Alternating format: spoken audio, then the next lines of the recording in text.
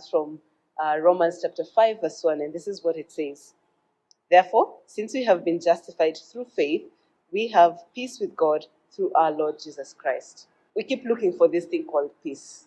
And there are times when we will step out into that, a quiet space. We want to go into the backyard. We want to go into the nature. And this verse is telling us that our peace comes from our relationship with God.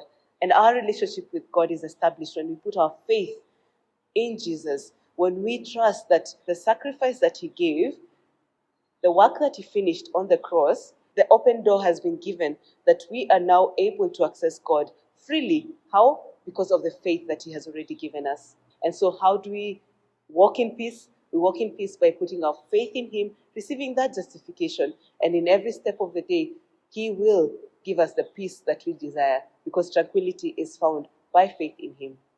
Have a peaceful day.